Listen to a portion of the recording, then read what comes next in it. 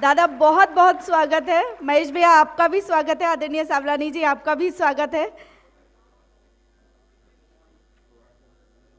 आप सब ने नाश्ता किया अभी? कैसा रहा आप सबका कल का दिन? हमें पूरी उम्मीद है, और जैसा कि हमारे परम श्रद्धेय श्री सिद्ध भाऊ जी ने कहा था कि और बेहतर बनाने के लिए अपने सुझाव हमारे साथ ज़रूर बांटिएगा। हम आपको बताना चाहेंगे कि आप जो नाश्ता कर रहे हैं, आप जो भोजन कर रहे हैं, जो स्नैक्स ले रहे हैं, जो रिफ्रेशिंग ड्रिंक ले रहे हैं, उसे तैयार करने के लिए हमने किसी भी तरह के कोई भी आउटसाइडर या प्रोफेशनल कैटर्स को बुक नहीं किया है। ये सारा काम हमारे अपने स्टूडेंट और हमारे सेवाधारी मिलकर कर रहे हैं। जो हमारे कुक्स हैं वो हमारे हॉस्टल की मेस में और हमारे आरोग्य केंद्र हॉस्पिटल की मेस में खाना तैयार करते हैं, और उनमें से बहुत बड़ी संख्या में महिलाएं हैं। आप समझ सकते हैं कि महिलाओं के ऊपर दोहरी जिम्मेदारी होती है, और उसके साथ में वो सब अपने रात भर जागकर, क्योंकि ये नेचुरोपैथी फूड तैयार करने के लिए बहुत सारी प्रिपरेशन की ज़रूरत होती है। इसमें किसी भी तरह के हमने कोई हार्मफुल कोई केमिकल्स जो आमतौर पे कैटर्स डालते हैं, कलर्स यूज़ करते हैं या जो इंटीग्रेंट यूज़ करते हैं, वो ऐसा कुछ भी तैयार नहीं किया गया है। पूरा प्योरली जो घर में हमारे मसाले जो होते हैं उन्हीं प्योर मसालों को ही बना के तैयार करके खाना तैयार किया गया है। तो उसमें एक बड़ा लंबा समय लगता है, और उस समय को पूरी तरह से अपनी सेवा दे रही हैं हमारे मेस और आरोग्य केंद्र के कर्मचारी। मैं चाहूंगी इनके लिए एक बार जोरदार तालियां आप सबकी तरफ से हो जाए। जी, आप सब ने हमारा हॉस्पिटल शायद विजिट किया होगा। विजिट किया है? कितने लोगों ने विजिट किया हमारा हॉस्पिटल? जी है कुछ लोग। हम आपको बताना चाहेंगे कि हमारा नेचुरोपैथी हॉस्पिटल है, जिसमें कि संत जी ने कहा, हमेशा यही कहा कि बूढ़े बच्चे और बीमार है परमेश्वर के यार। और दूसरी बात संत जी कहा करते थे कि मिट्टी पानी धूप हवा सब रोगों की यही दवा। ये सही है कि मिट्टी पानी धूप और हवा ही ऐसी चीज़ है जो हमारे सब रोगों की दवा है। तुलसीदास जी ने भी कहा है कि क्षितिजल पावक गगन समीरा पंच रचित यह अधम शरीरा। तो जब प्रकृति के 5 तत्वों से हमारा शरीर तैयार हुआ है, तो इन्हीं 5 तत्वों से ही इसका उपचार, इसमें यदि किसी भी तरह की कोई कमी पेशी आती है तो वो भी पूरी उसी से ही हो सकती है। तो इस उद्देश्य को लेकर शायद ये मध्य प्रदेश का इकलौता ऐसा हॉस्पिटल है जहाँ पे कि बहुत कम से कम खर्चे में बेहतर इलाज दिया जाता है, और हर महीने विशेष शिविर आयोजित किए जाते हैं अलग अलग मरीजों के लिए, ताकि वो अपनी सेवाएं ले सकें, वहाँ पर अपना स्वास्थ्य लाभ ले सकें। तो आप सब जब भी मौका मिले इन 3 दिन में हमारा हॉस्पिटल विजिट ज़रूर कीजिएगा। एक बहुत अच्छी बात, क्योंकि आप लोगों में से शायद कुछ लोग होंगे जो पहली बार भोपाल आए। कितने लोग हैं जो पहली बार भोपाल आए? ओहो, आप सबका अभिनंदन, स्वागत। मैं अकेली ताली बजाऊंगी तो मज़ा नहीं आएगा, एक बार अपने लिए भी ताली बजा लीजिए।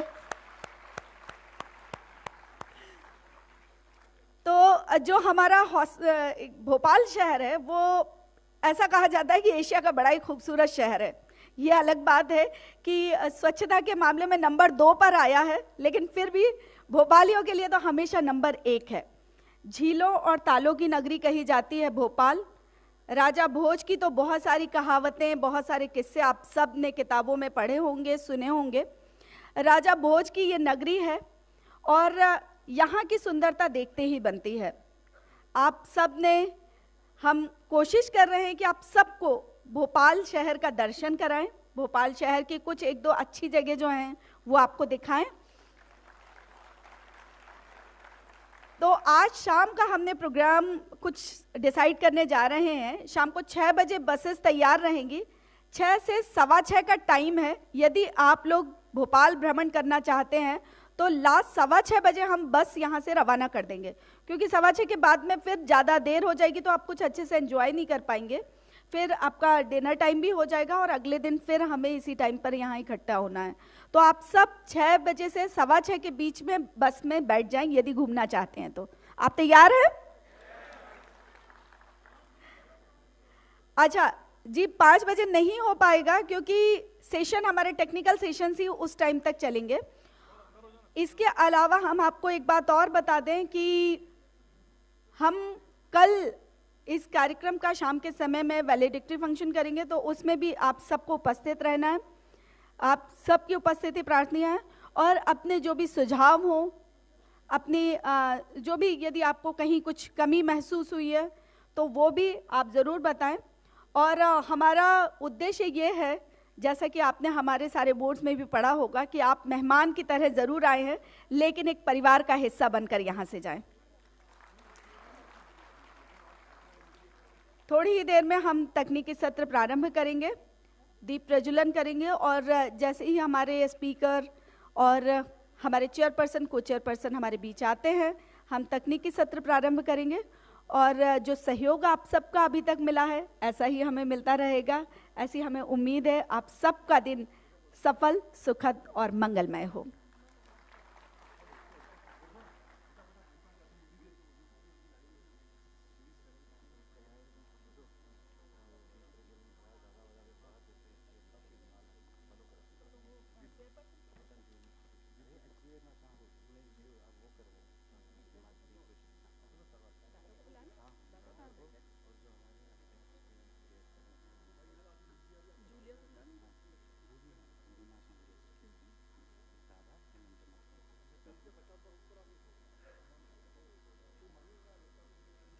कार्यक्रम का हम शुभारंभ करने जा रहे हैं।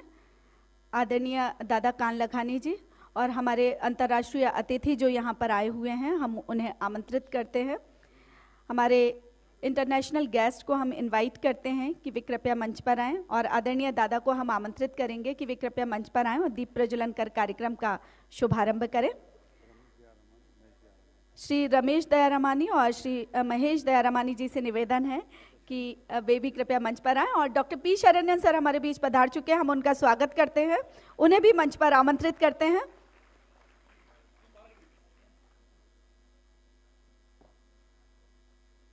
मैं प्रिंसिपल सर से और डॉक्टर गुलाब राय टिवानी सर से निवेदन करूंगी कि हमारे अतिथियों को मंच पर लाएं दीप प्रज्वलन हेतु।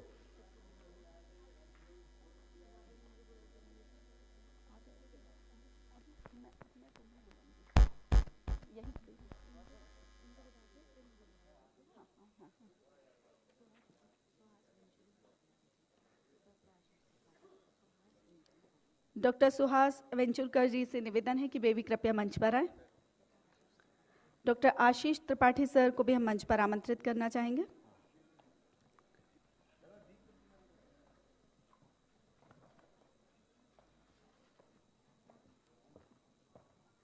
भारतीय परंपरा के अनुसार ईश आराधना के साथ कार्यक्रम का शुभारंभ दीप ज्योति परम ज्योति दीप ज्योतिर्जनार्दनः दीप हरतु मे पापम संध्या दीप नमोस्तुते।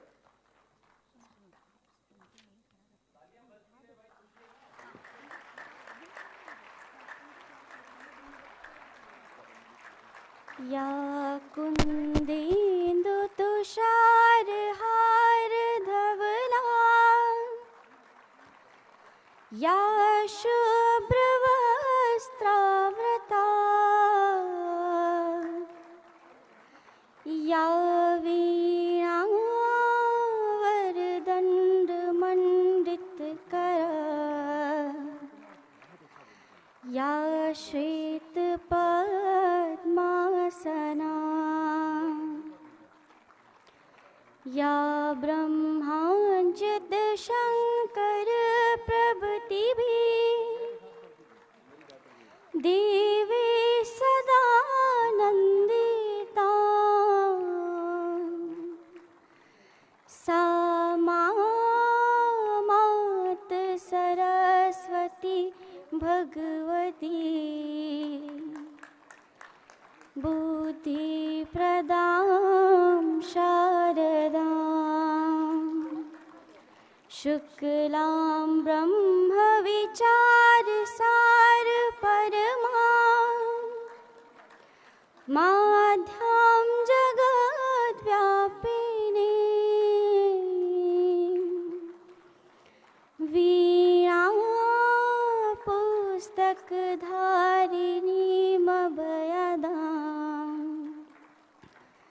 जाढ्यान्धकारापहां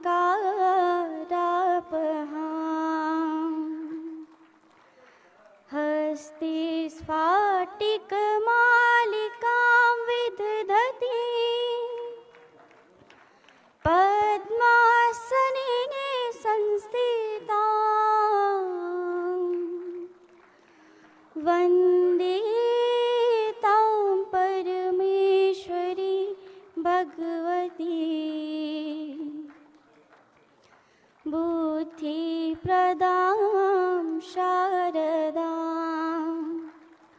बुद्धिप्रदां शारदां बुद्धिप्रदां शारदां। Thank you. श्री मुख्तियार सिंह जी से निवेदन है कि वे कृपया मंच पर आएं। श्री मुख्तियार सिंह जी से निवेदन है कि कृपया मंच पर आएं।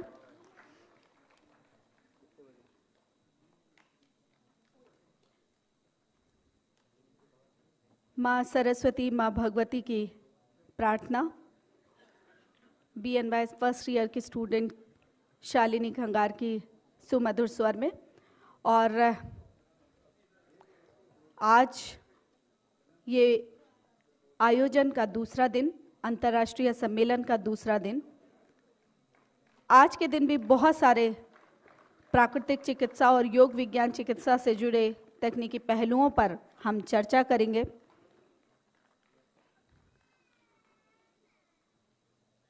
आज दिन भर के तकनीकी सत्रों के बाद में शाम को भोपाल भ्रमण का कार्यक्रम।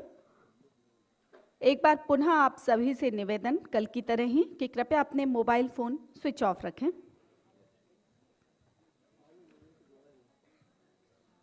दीप प्रज्वलन और माल्यार्पण के साथ कार्यक्रम का विधिवत शुभारंभ। इस तकनीकी सत्र के चेयरपर्सन डॉक्टर पी शरण्यन सर से हम निवेदन करना चाहेंगे कि वे कृपया अपना स्थान ग्रहण करें। को चेयरपर्सन डॉक्टर सुहास वेंचुनकर जी से निवेदन है कि वे भी कृपया अपना स्थान ग्रहण करें। और इस पहले तकनीकी सत्र के वक्ता डॉक्टर विश्वरूप रॉय चौधरी जी से निवेदन है कि वे भी कृपया अपना स्थान ग्रहण करें। और कार्यक्रम के आगे के संचालन के लिए मैं आमंत्रित कर रही हूं डॉक्टर सरस्वती टिवानी को।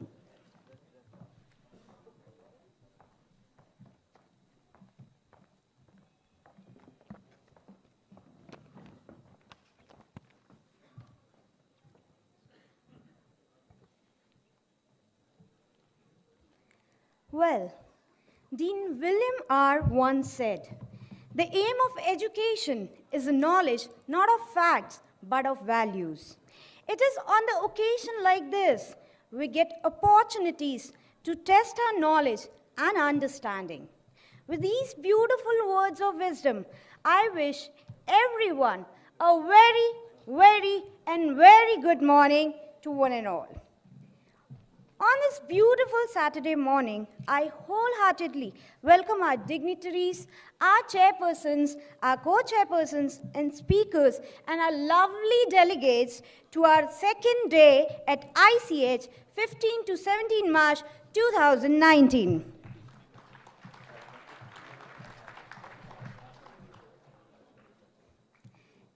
Now, we are going to begin our first technical session of the day.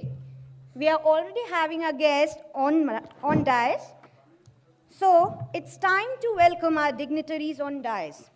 I call upon our students to offer, I call upon Dr. Varsha Nathani to offer floral welcome to our today's dignified chairperson, our very own founder principal, Dr. P. Sharanyan, sir. I welcome you, sir. Sir, the seeds which you have sown have germinated and are giving fruits today.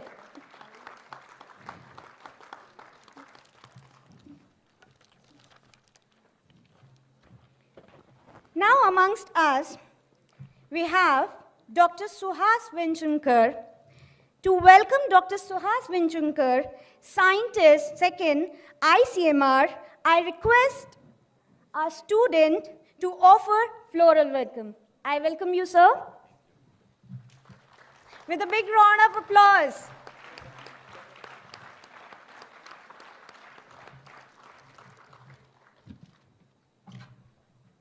I call upon student to welcome our today's speaker, Dr. Vishwaroop Roy Chaudhary from Vietnam, a very well-known face. You have already attended session yesterday. I welcome you, sir.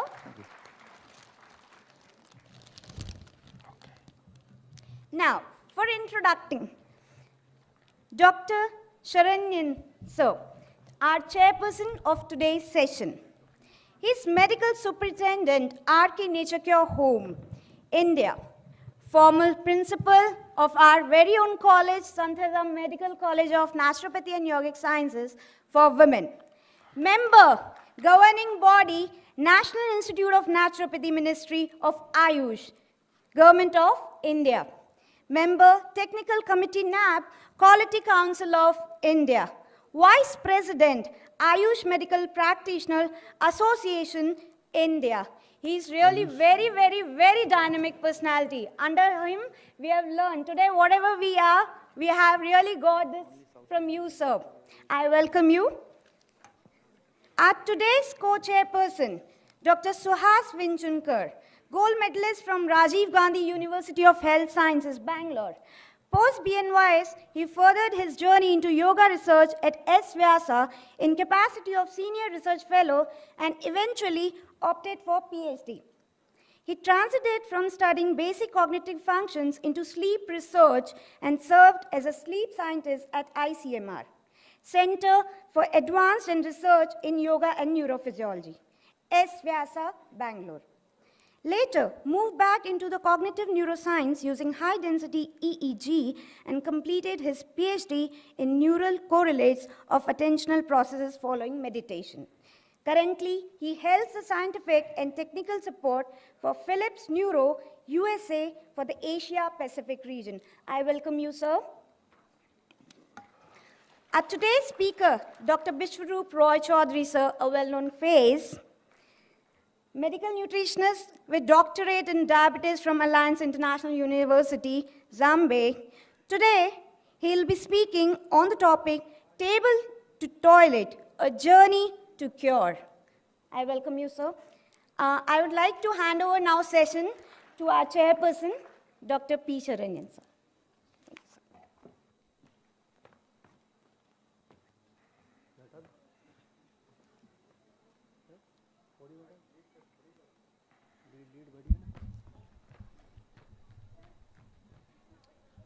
Very warm good morning to all of you, and I think we are all set to start with our session, so we request our speaker to begin the session, and we will follow with comments after the session. Please Thank start. You. Thank you. Thank you. Thank you, friends. Thank you. Thank you. Thank you. Thank you. Thank you. Thank you.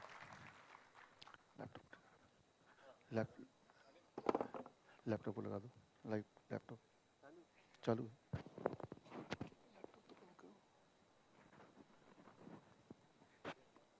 Okay honourable Dada Ken Lakhani sir chairperson co-chairman and my dear friends, when I think of modern medicine, I think of only one thing. Modern medicine to me is like a soap. When I was in school, you think back about 30 years, 40 years, there used to be only one kind of soap, Hamam, Lifebuoy, right? Only one kind of soap. Whether you want to wash your face, wash your hair, wash your body, one soap. But today, there is a soap for your face, for your hand, there is a hand wash, something like that. For hair, there is shampoo. It depends on which kind of hair you want to clean. So for each and every part of the body, virtually there is a soap, precisely meant for that particular part, with the belief that every part of the body gets dirty in a different way. So it should be clean in a different way. So today I clean my hair. Can you guess it is shampoo or face wash or body soap. So I tried this, you also try. Of course, one day you do it with shampoos, second day you do with the body wash, and third day with the face wash. I think face wash is better, right? So modern medicine has become like this. About 50 years back, 30 years back, there used to be only one doctor. But now there are so many specialists, super specialists, to the extent that for the left eye, there is another specialist, for the right eye, there is another specialist. Even from the in-between the eyes, eyeball, there is a super specialist. So it reminds me of a story of an elephant you might have heard in your childhood. Elephant and 7 blind men. So it is the same. Unless you see a person as a whole, you cannot repair, you cannot correct it. Your interpretation will not be correct. So that is the most important thing. We have to understand that each and every part of the body is connected together, integrated together. It cannot be seen as a separate entity. And the moment you try to see it as a separate entity, you can do the treatment, but you cannot cure. So that's why I think always it is called practicing doctor. Practice, not perfect. It is a practice. Have you ever heard practicing engineer? There is no practicing engineer, a perfect engineer, right? But there is a practicing doctor because not sure of what will be the outcome. And to me, among all the profession, doctor is the best profession. Whether you give result or not, you will get your money. Right? Suppose you take your car to the mechanic shop, but he is not able to repair the car. Will you give him money? You will not give him money. Rather, you will ask for some penalty because he has wasted your time and a lot of other things, your misery.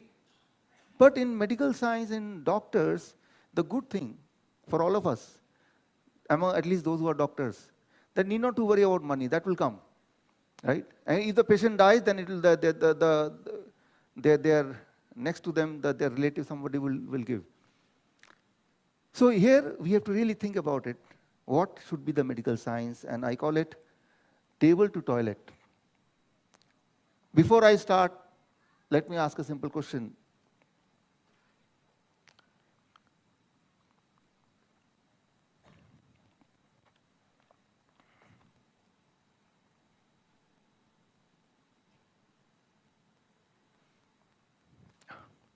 ये freeze है मेरे ख्याल से.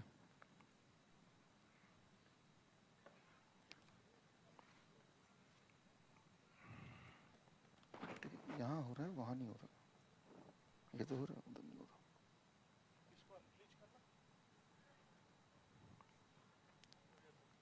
रहा. Okay.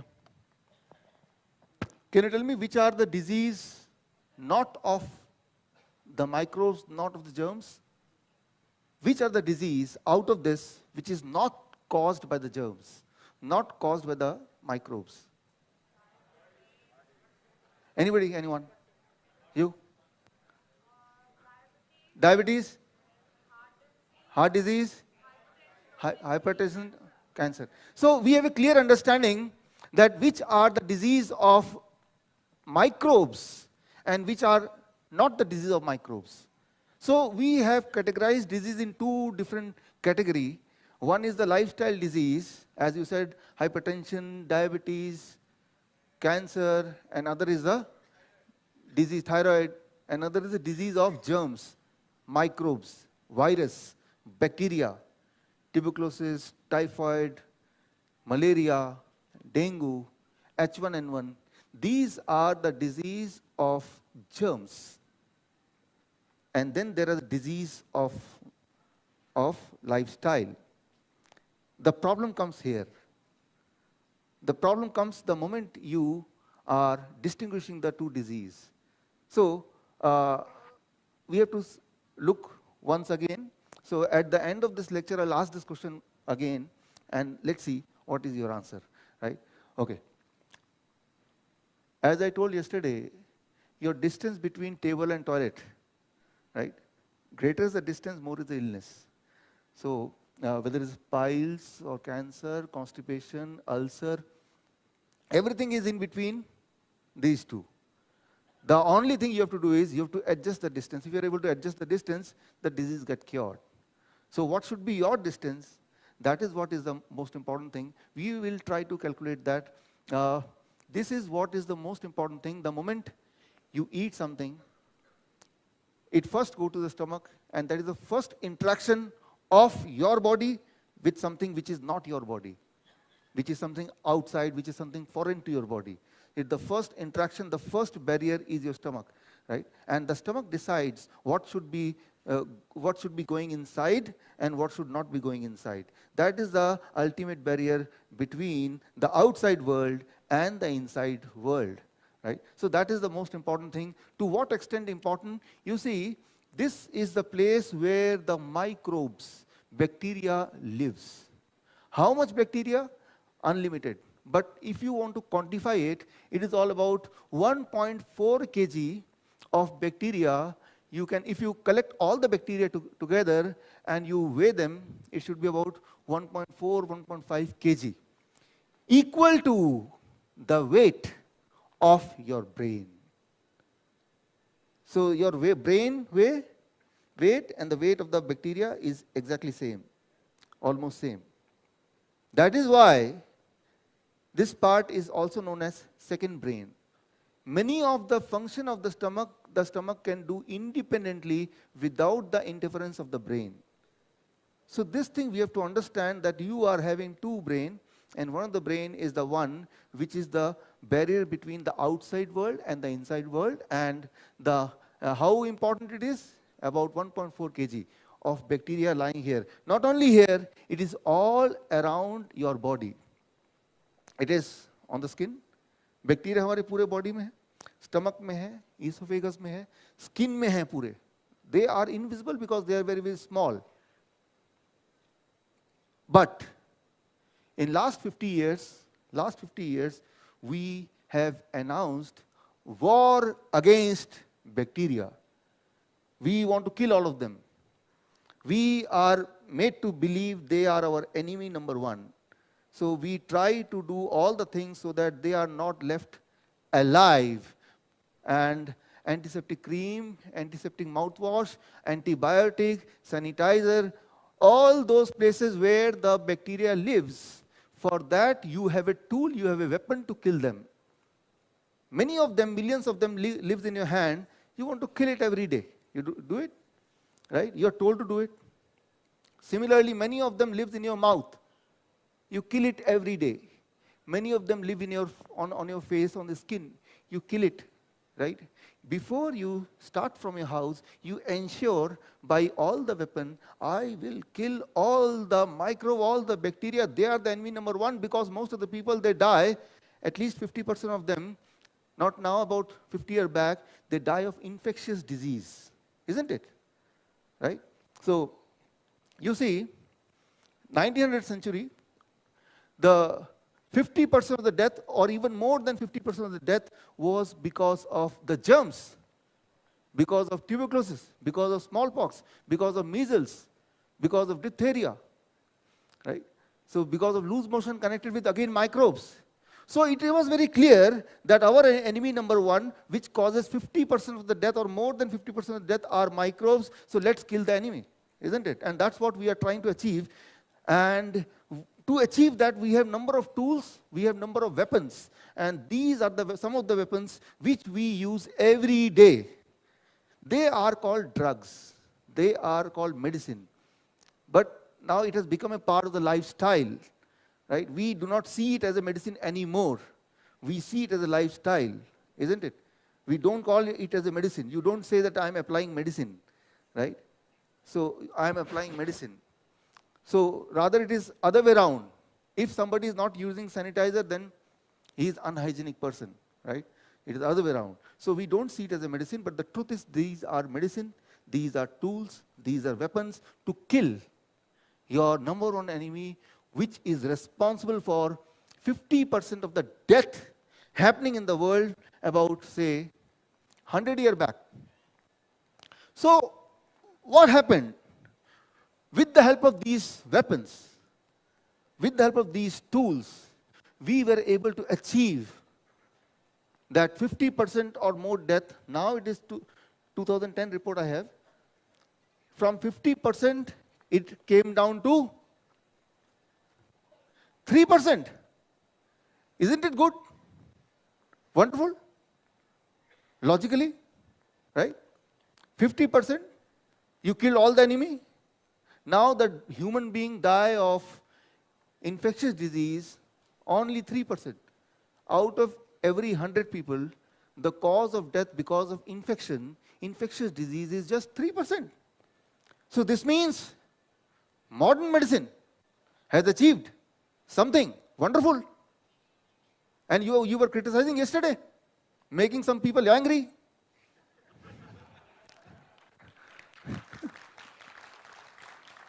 Thank you. So today I want to correct it, right? Modern medicine has really contributed. Otherwise, many of us, including me, would have been killed, suffering from tuberculosis or measles or smallpox, right? Maybe already dead.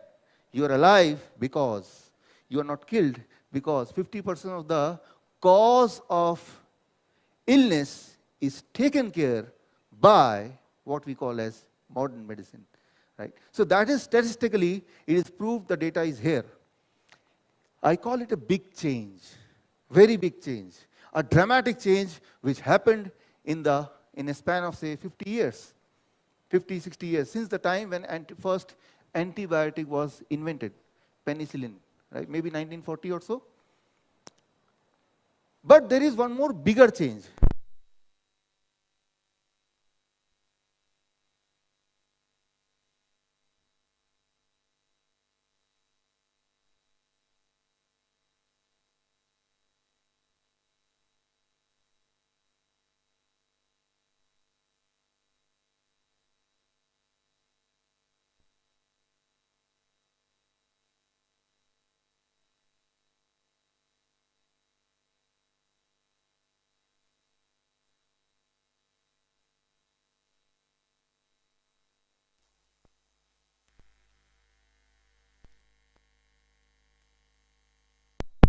Sound नहीं है, कल भी नहीं है, वही था. अच्छा, hello hello, ये कर रहे हैं ना, आने दीजिए, आने दीजिए. Okay, let's come back. I call it a very big change, but there is one more bigger change which many of you could not see. And the bigger change is the human nowadays became bigger and taller. You see, for most of you, including me, we are taller than our parents. We are bigger than our parents. Maybe more beautiful than our parents. Right? That is something where we can debate. But surely we are taller than our parents. We are bigger than our parents. Isn't it? Right? So that is a contribution of antibiotics. I will prove it later on. Whether human being or animals, when they are put on antibiotics, any kind of antibiotics, they start growing very, very big, very, very quickly. That's why the animals who are grown to be killed so that it becomes your food, they are grown with a lot of antibiotics, because then they will grow very, very fast, very, very big, and then they will be more money. It will translate into more money, right? So one more good thing is, you want to be bigger, taller, or you want to remain shorter? Everybody would like to be taller and bigger, isn't it? And this means antibiotics or those medicine are contributing silently in one more thing, making you taller, making you bigger, right? So there is a reference also. But it's like, you see tomato, which is grown, homegrown tomato in a village, looks little bit ugly, very, very small, but then genetically modified tomato. Looks like coming from the factory, all evenly shaped, all very big. So nowadays, the human being, should we compare the human being with this tomato, or they have become this? Right? So if you see, go to any modern developed country, most of the people will be compared to this, bigger, taller, right, like that. So that is how they will look. But one more thing I'll add, human now became bigger and taller and also sicker. More sick than before, no doubt about it. Because now most part of the life, for most of the people, we are consuming some kind of medication, and for most part of the life, for most people, we are under some kind of pain on a continuous basis. Some kind of pain, right? So continuously, if you are dependent on some medication every day, so you are not living.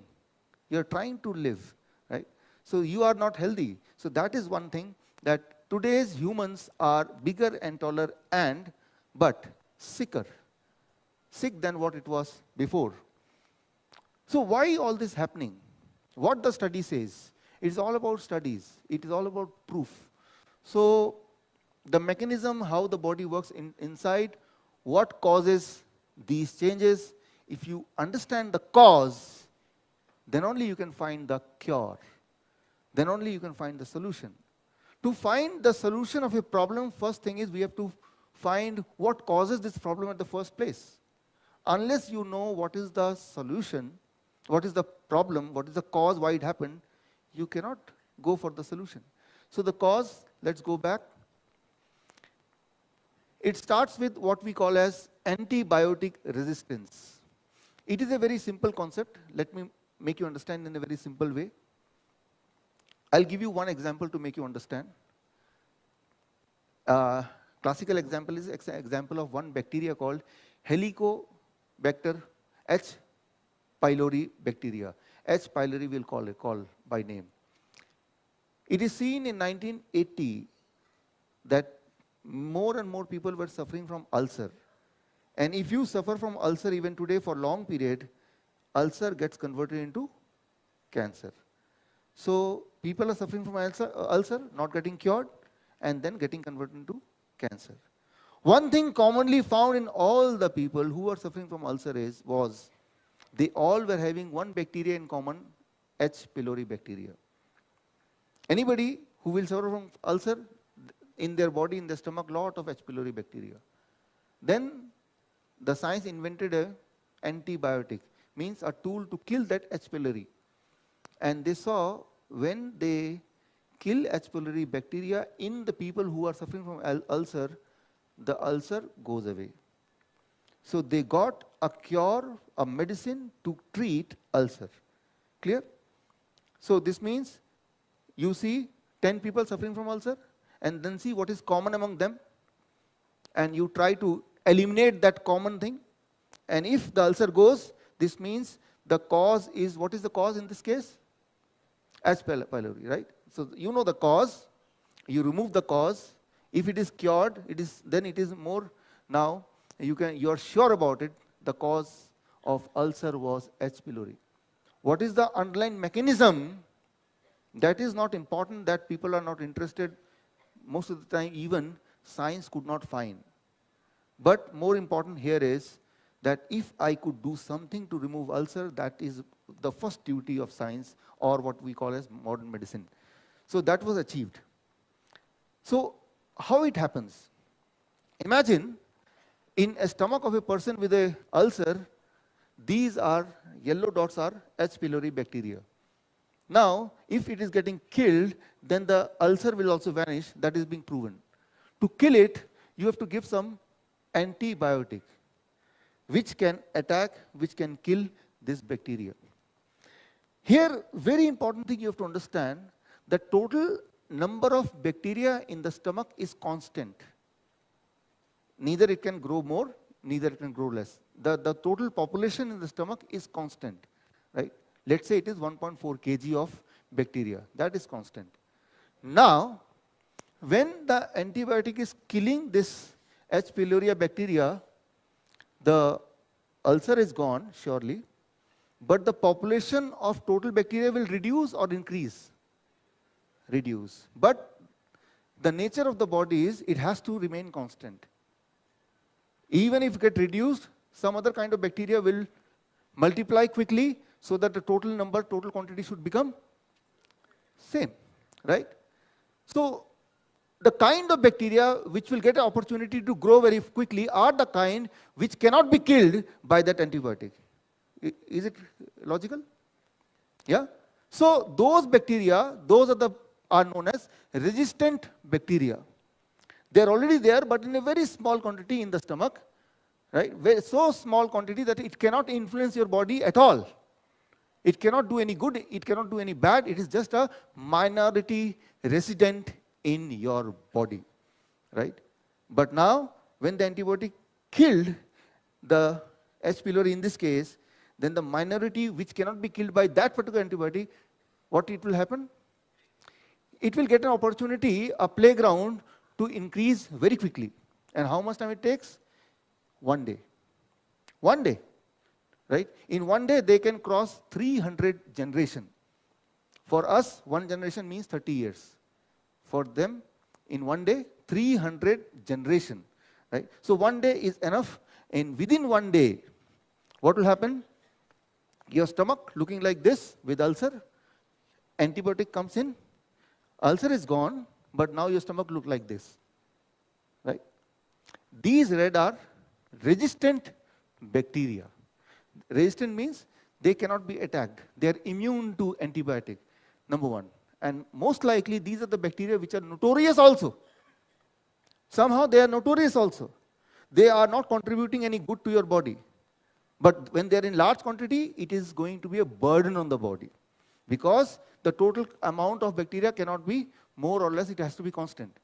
This means they are occupying a space, but they are not contributing in your well-being, right? So that is one example.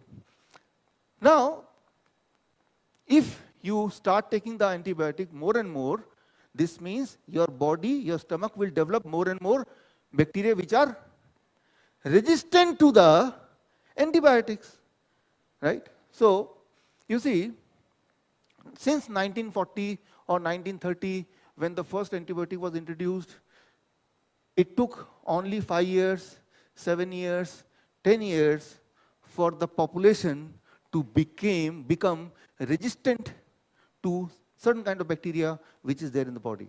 This means, take any medicine, it is not going to affect that bacteria because they are resistant, and that is why they have grown, right? So, this means, now, this generation, including me and you, we have what inside are more or less called resistant bacteria. Clear? So, one proof that you see 1983 to 1987, there were 16 antibiotic was invented. Then 1988 to 1992, 14 antibiotic was invented.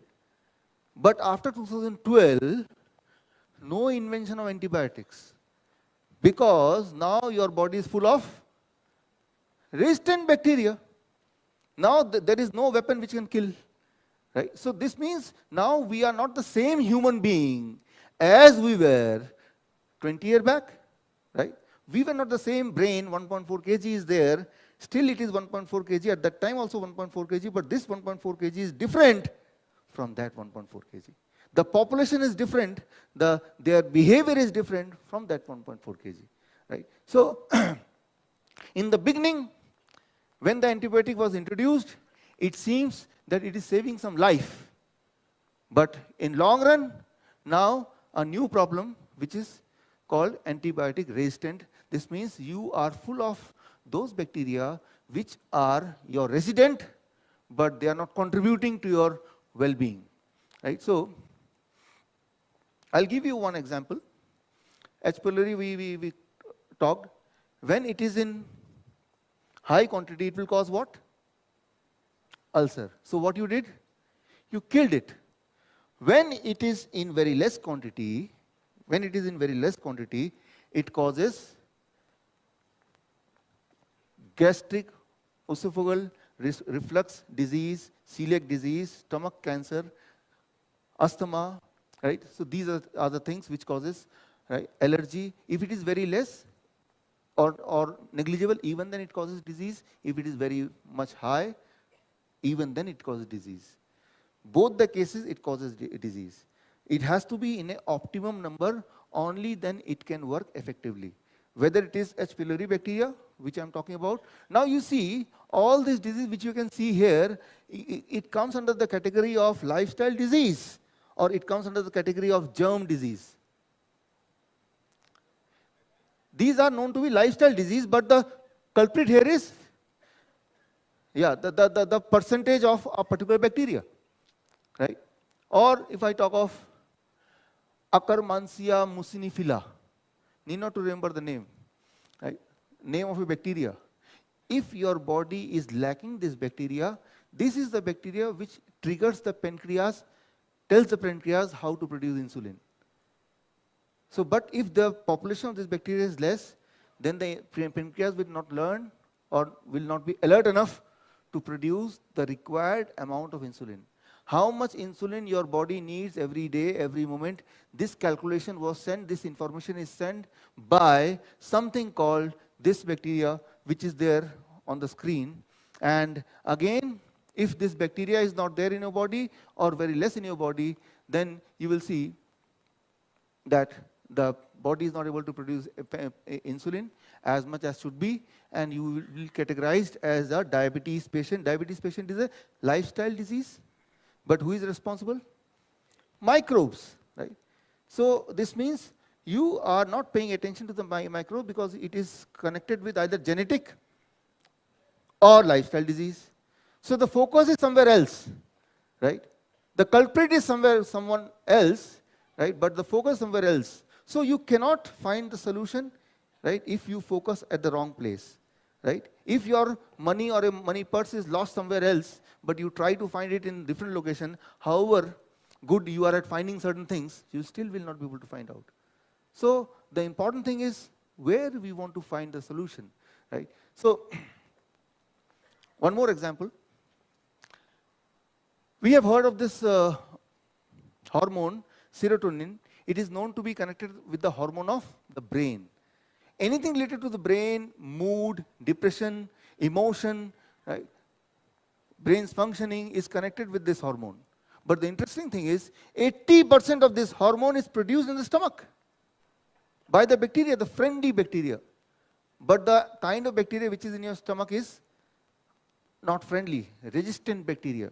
So, and because of that, you see nowadays, insomnia, autism, brain disorder, these are the kind of name which are coined only in last 30 years. Before 30 years, when you were in school, when I was in school, I've never heard anybody autism.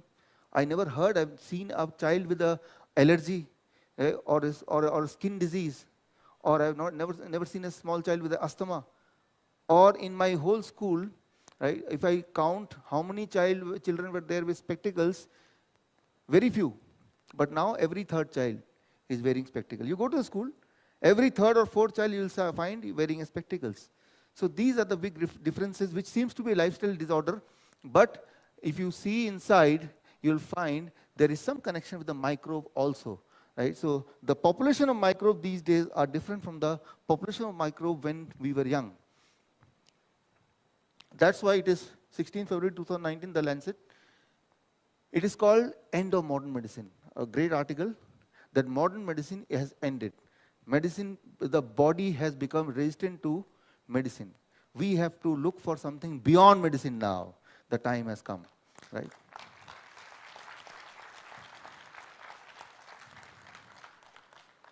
So it is antimicrobial resistance. It is a big topic all over the world for last few years. In last few years, modern medicine has literally accepted that the medicine has failed to work. It cannot work anymore because technically, you know, your body has developed resistant bacteria so much that now the medicine cannot work. Now, if any medicine is invented to kill the bacteria, it can kill the bacteria only when it kills you as well. Right? So that's why, thank you. That is the reason why, with this worry in mind, WHO and other organizations, they started something called GLASS. Launched in October 2015, it's called Global Antimicrobial Resistance Surveillance System. And 71 countries participated, including India. These, with pink, these are the countries, they participated in this mission. That is, mission is removing the medicine, removing the antibiotics from the human life, right? So if medicines are so important, so good, why there is a drive to remove it from earth? This means now they have realized that in short term it may seem to be giving some benefit to the humans, but in long run it is killing the humans. Trying to cure the humans with medicine, but the humanity is suffering, right? That is what is understood now. For a short term you may get some relief, but at the cost of making the whole generation sick and getting killed or suffering most of the time. Now here you see, ulcer may lead to cancer, that is one thing, right? But H. pylori bacteria, if it is very, very less, then directly it may cause cancer. If it is very, very high, it will cause ulcer. Ulcer will cause cancer. But if it is very, very less, directly it will cause cancer, stomach cancer, right? So in addition to this, if H. pylori bacteria is very, very less, negligible, then in addition to that, it will cause these illness. So you see, in 1994, WHO has announced a war against H. pylori bacteria, and WHO has announced H. pylori bacteria is carcinogen, right? This means it is having a cancerous property, so wherever you find this bacteria, just keep on killing it randomly, right? And then what happened? When they started killing the bacteria, right? Like what happens? Vaccination drive, randomly try to vaccinate all the children. Each of the child is getting 25 vaccination these days. Similarly, there was a drive, 1994, in several developed countries, where they tried to kill all H. pylori bacteria because it is being announced as a cancer causing. Now those children in developed country, they are in the body are deficient with those bacteria, and now the kind of illness they are suffering, as I just shown you, these are the kind of illness. Less that, this becomes more. That is less, this becomes more, right? So these are the illness of the developed country. Small children of developed country, these are the illness. Poor country, these are not the illness, because they don't have the money to buy antibiotic and distribute to their citizen. So they are protected. Still they are protected. Their body, their children's body, they have this bacteria in large quantity, right? In optimum quantity. So they are not facing this illness as of now. I'll give you one example how the microbe and the disease connection exist. How a microbe can be responsible for your well-being, or how the microbe can make you sick. One example, like let's talk of a hormone, estrogen, a female hormone, mostly a female hormone. Body is producing, ovary is producing, it goes to the liver. And in the liver is, you know, chemical factory. It does some processing based on its own intelligence. It binds, it combines this hormone with sugar. So from the factory, when the chemical factory, when the product is coming out, it comes out estrogen plus sugar, coated with sugar, right? Now, this travels in the intestine. This travels in the intestine. When it travels in the intestine, intestine is full of bacteria, friendly bacteria. And bacteria's food to live is that sugar.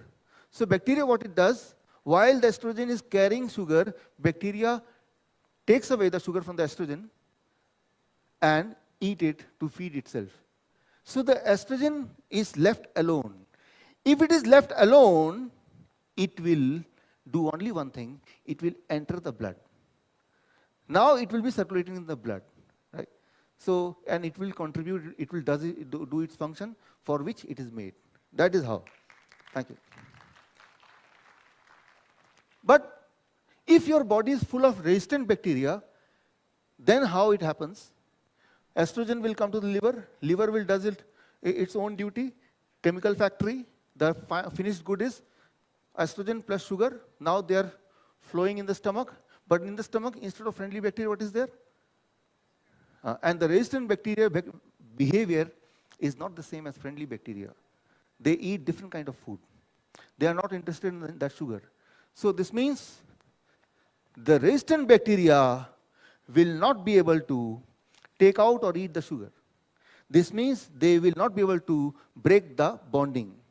If estrogen and sugar bonding is not broken, it cannot enter the blood, it has to excrete. Right? Thank you, friends. And if it excretes, the level of estrogen in the blood will decrease. Lesser is the level of estrogen in the blood, more is abnormal bleeding, irregular periods, PCOD, all kind of female hormonal disease. Thank you, friends. Thank you. So this is the contribution of modern medicine to us in last 50 years. So here you have to understand, although if you look carefully, these diseases mostly look to be a lifestyle-oriented disease, or somebody will say this is a genetic-oriented disease, but the truth, if you see step by step, it is more to do with micro in the body. The resistant bacteria or the friendly bacteria. Ultimately, they are our second brain. So, the same classical case with diabetes. What is diabetes? It is known to be a lifestyle disease. Diabetes simply means, which I tell in my many of the lecture, diabetes means high sugar in the blood. So the rule is, if you can bring down your sugar to a normal level, what is normal level? Again, there is a question mark, but whatever is your normal level, then diabetes is gone. That is what is our understanding. What is diabetes? It means high sugar in the body, high sugar in the blood, diabetes. You do something with your body, blood sugar comes normal, no diabetes. That is the present understanding. That is what we have understood till now with our own experience of being a diabetes patient, with the experience of the people around us. Diabetes means high sugar in the body. Okay, that is the present thing. Now,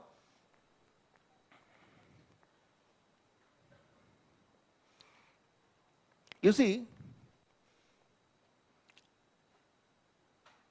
modern medicine could understand diabetes means high sugar and we have to bring down the sugar. And if you could bring down the sugar, like H. pylori example, that high H. pylori causes cancer, we have to bring down H. pylori, that's all. So similarly, body is not that simple, but that connection is made. H. pylori more, bring it down, cancer or ulcer will be low. Similarly, the understanding is high sugar, bring it down, that's all. So in last 50 years, you have seen all around that people, they brought down the sugar.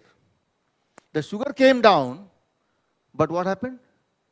Complication went up, right? People, sugar is normal range, but they are more sick. Whether we call of ACCORD trial, advanced trial, VADD trial, Veteran Affairs Diabetes trial, UKPDS trial, all the trials, they point out only one thing: medicine can bring down the sugar, blood sugar, at the cost of making you more sick. Very clearly, right? So high sugar is bad, but trying to bring down with medicine is worse. So you have a choice between bad and worse, right? If somebody asks me whether high sugar is good, I know bad, you should bring down it. But if you try to bring down with medicine, it is even worse. So the choice between bad and worse, which one you will choose?